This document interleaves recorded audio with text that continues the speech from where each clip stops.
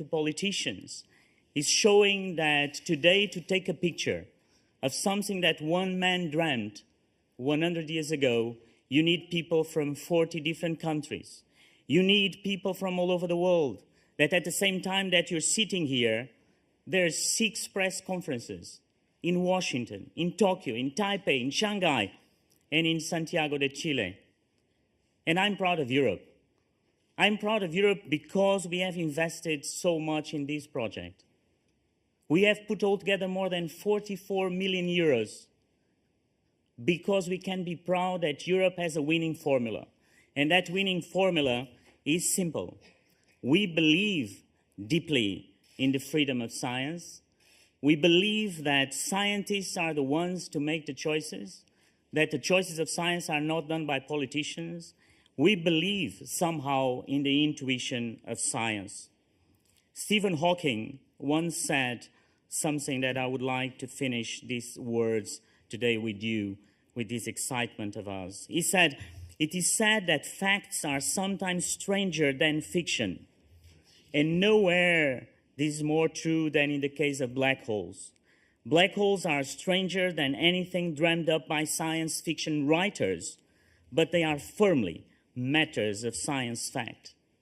So, ladies and gentlemen, I think that I've not been this excited since when I came in 2014. If there's a big moment for all of us, is today. And so this big moment is shared with so many in the public, so many today here, and I want to invite all the team. And for that, Professor Heino Falke is here, so he will come immediately to my place and tell you, and we will join all of us here in the room, we will join him unveiling the image. So Professor, please come and I'll go. Still have to, thank you.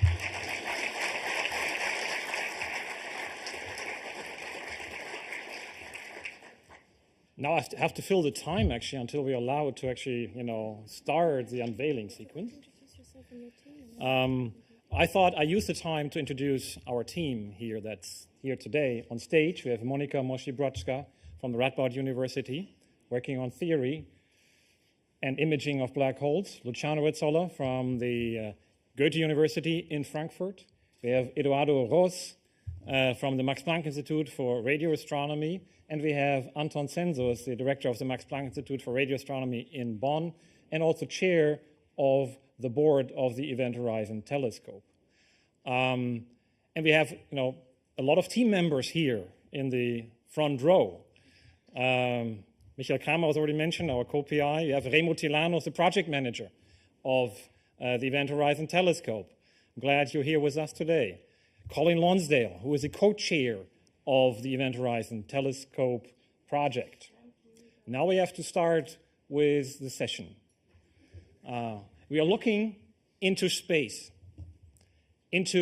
towards a galaxy, a giant galaxy, 500 billion light years away from us. Sorry, 500 billion kilometers away from us. Very big galaxy which was suspected to host a supermassive black hole in the very center. 101 years ago, someone discovered a streak of light, which is plasma shooting out of the center of the Milky Way, marking the supermassive black hole. I never believed that this black hole was as big as people said, until we saw that. This is the nucleus of the galaxy M87, and this is the first ever image of a black hole.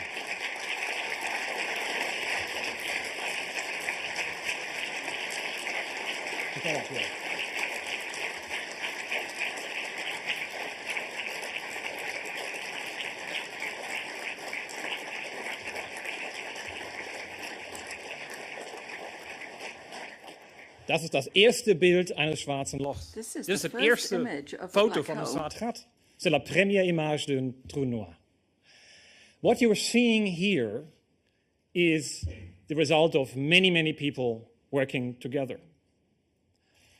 You have probably seen many images of black holes before, but they were all simulations or animations. And this is so precious to all of us because this one is finally real. What you're looking at actually looks like a ring of fire.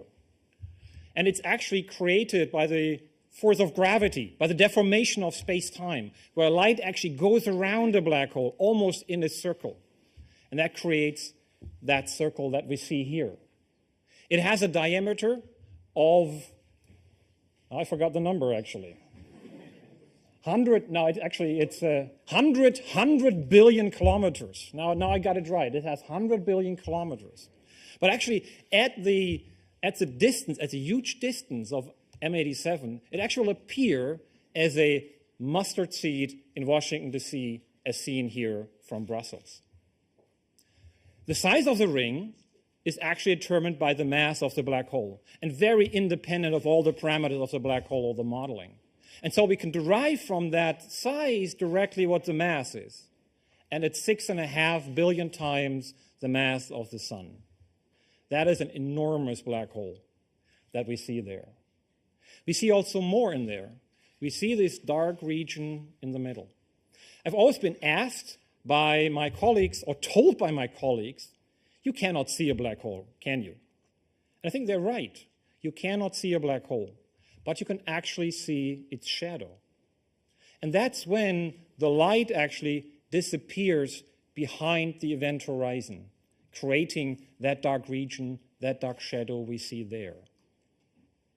And this is amazing if you think about it, where if you know the story behind that image, we're looking at a region that we've never looked at before, a region we cannot really imagine being there. It feels like really looking at the gates of hell, at the end of space and time. The event horizon, the point of no return. That is awe-inspiring to me at least, but it's also important for physics. I think my colleague Luciano Rezzolla will now continue and explain to us why this is so important.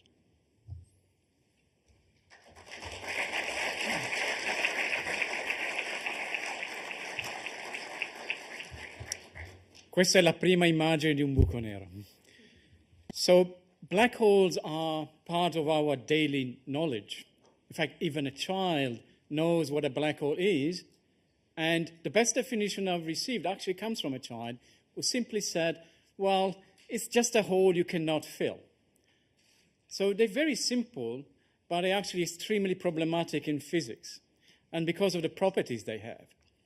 The first property is that at their center, in a single point, we think the laws of physics break down. We call this point a singularity. Another property is that this singularity is covered by a surface, a mathematical surface, which is called the event horizon. Gravity is so strong on this surface that nothing, not even light, can leave it. And this surface separates the interior from the exterior, and nothing from the interior can leave and be transmitted to the exterior. And for a scientist, this is a drama, because scientists want to know everything about every corner of the universe. So having a region where you say you cannot experiment there, or you can experiment there, but you cannot tell the results of the experiment, is extremely frustrating and puzzling. And the same puzzling thought was shared by Einstein. So how do you get to terms, you come to terms with this idea? Well, the first thing you want to do is convince yourself that black holes exist, and in particular an event horizon exists. And the image we have produced does exactly that. So you may wonder, how do you know it is a black hole? And that is because it matches extremely well with the prediction that we can do from theory. And this is shown in this picture over here. So on the left, there is the observed image. On the right, there is a theoretical prediction. And as you can see, the analogy is remarkable. As a matter of fact, we have carried out over these last 6 months the most extensive investigation of what happens to plasma, to matter, as it falls onto a black hole. We have used supercomputers and highly advanced numerical codes to calculate what happens. And what we've learned is that as matter falls onto the black hole, it will start rotating at speeds which are close to the speed of light, and will become hot, and emit light, especially in the radio frequencies, which are the ones that our telescopes can capture. But these simulations are not sufficient. If you want to know what a black hole looks like as an image, you need to take into account that light doesn't move on straight line near a black hole. Just contrary to this room, light can come from all sorts of places. And so light can be bent, can be lensed, and so the image that you obtain by looking at a black hole can be very counterintuitive. And we have carried out a very extensive investigation. We built tens of thousands of synthetic images which cover all the possibilities that we think are realistic conditions under which a black hole is formed. And this is how we have come to conclude that this is a black hole as predicted by Einstein. Now, you may ask, what is the meaning of this discovery? For many of us, it has different meanings, but there is one meaning that we all share and is very precious to us. We have transformed a mathematical concept, that of the event horizon, something that I normally write on a blackboard when I lecture on this, into a physical object, something that we can test and we can measure and we can observe repeatedly. And you may think this is a minor thing. Actually, this is a fundamental first step in any scientific progress. It's a scientific method. Be able to make an experiment and deduce from this what are the, how does nature work. And now I'll leave the word to my colleague Eduardo Ros to explain how this beautiful experiment was first carried out.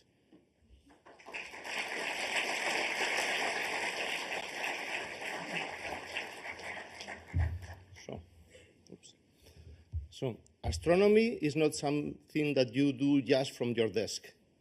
In many cases, you have to embark in an expedition. And 2 years ago, a large team of astronomers embarked in expeditions to the most remote places on Earth, in places where the atmosphere is thin and dry, because we need to observe at a wavelength where the atmosphere is important.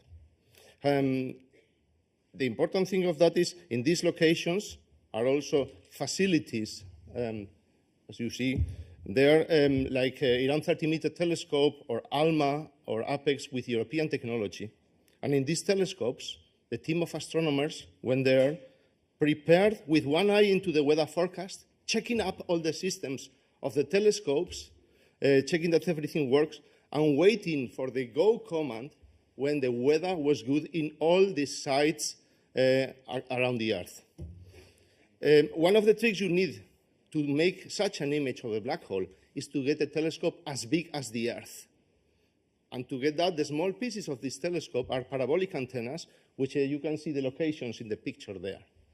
These teams were observing that. We had a fantastic good luck because we get good weather all across the globe at the locations of the telescopes. These data were stored in disks because you don't have optical fibers there. You have to fill boxes of hard disks, pack them into an airplane, in some cases waiting for several months, like in the South Pole, until the winter over is gone, because it was night in April 2017. You wait them, and these data are sent to processing centers where they are played back as they were recorded and synchronized with atomic clocks. These places are like in the Haystack Observatory in Massachusetts in the US, or in Bonn, Max Planck Institute. They are the so-called correlators. Data are played back, they are evaluated, and then they are given to a further team who checks this data. Every telescope is different. You need to correct for the characteristics of each telescope, put all that together so that you get a telescope as large as the Earth. And this process needed also several months of hard work, assessment, iterations, until people were sure, okay, this is the data that now we can begin to image. We can extract the information from this precious data, which occupied 6 cubic meters of disk, as I said, to get something like the image you have just seen now. And to know how you extract this information and you get from that, my colleague Monika Mosi-Brodska will show us.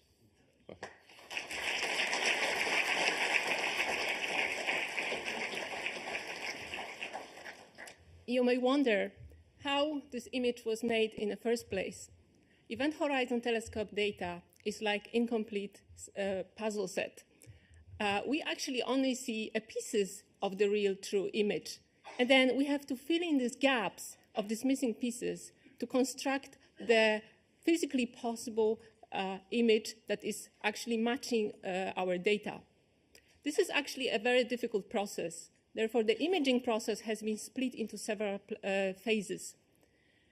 At first, at the very beginning, we were working on this imaging completely alone, each of us.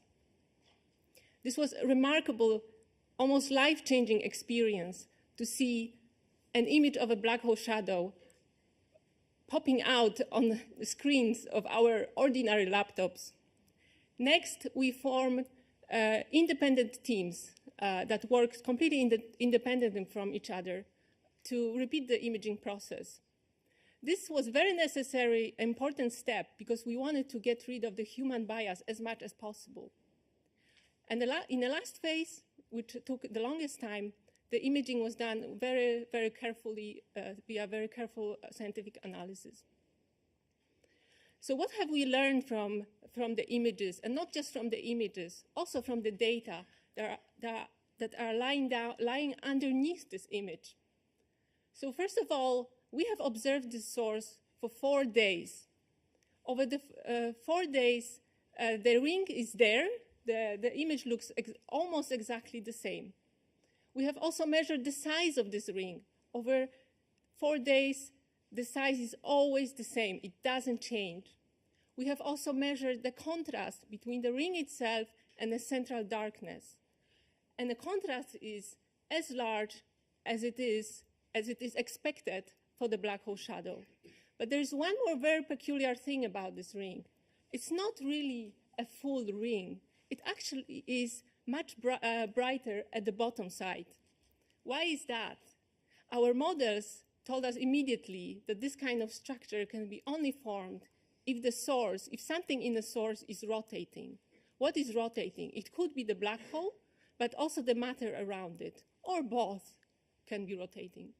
At the moment, the images are not yet sharp enough to actually estimate or calculate the exact speed of this rotation. But these images give us a sense of the direction of the rotation, which is clockwise in the sky.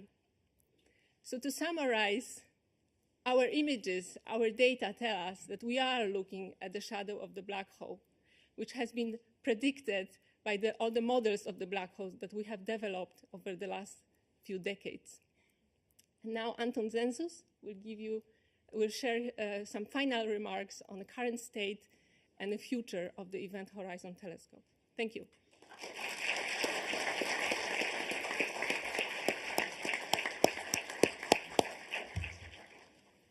So my job now is to put it all together for you. The Event Horizon Telescope is a very ambitious project, but one with a very clear goal. We want to image, for the first time, the central black holes in the galaxy M87 and in the Milky Way.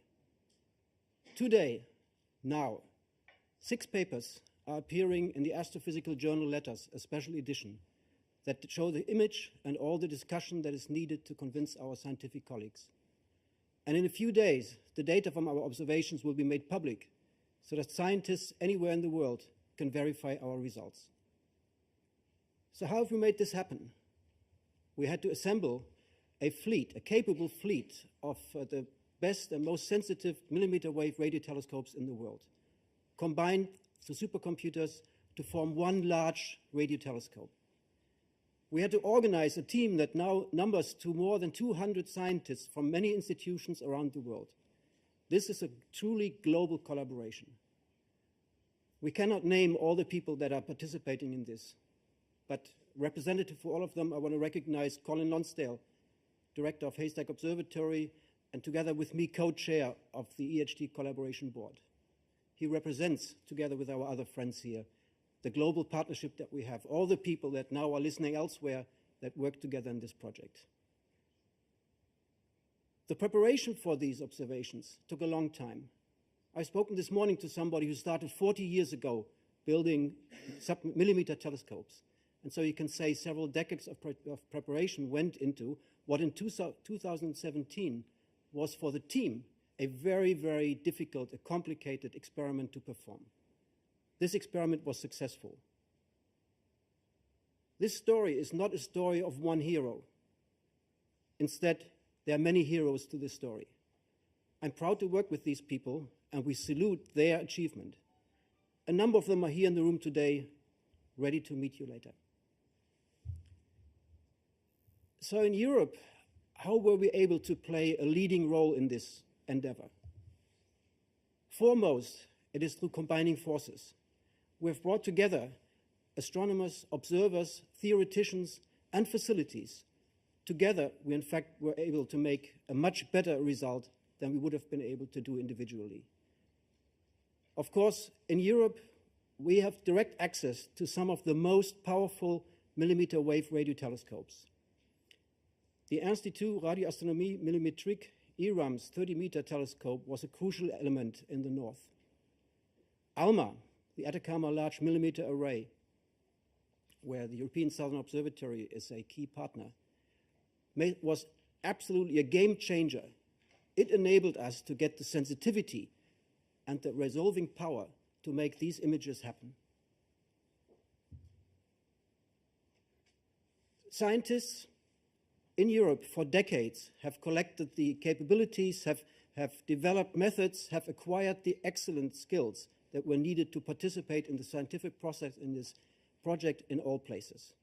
And last, the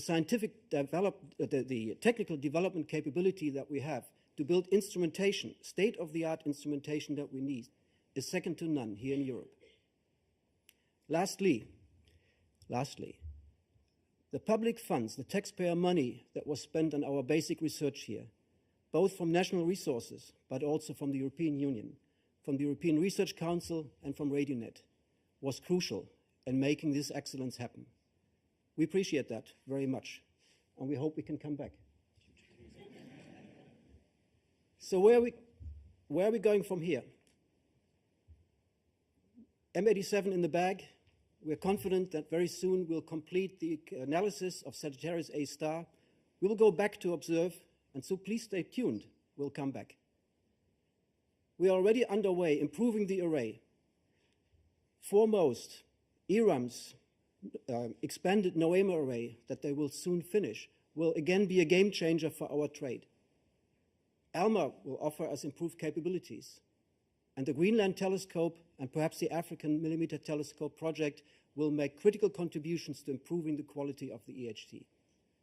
With all of this, we're well placed to go into the next step of this journey. I think that we will be able to confirm a lot of the science that we're expecting. But much more important, we will be able, with this machine, to make discoveries of the unexpected. And that's the most fascinating in science. I personally like to say that I will think of a time before and after I saw for the first time this image. You mentioned this also. Today, I believe for all of us, marks the beginning of the day after for all of us. Thank you very much for your support, and thank you for your interest in our science.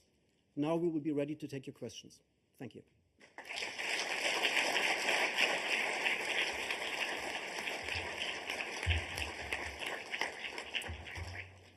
Thank you much for these presentations, and I dare say our press room will always be open for such extraordinary announcements. Now we can turn to your media questions. Let me point out that we've published abundant not only press material and words, but more importantly, audiovisual material on the Commission website. May I please ask you to introduce yourselves by name and media, starting in the middle?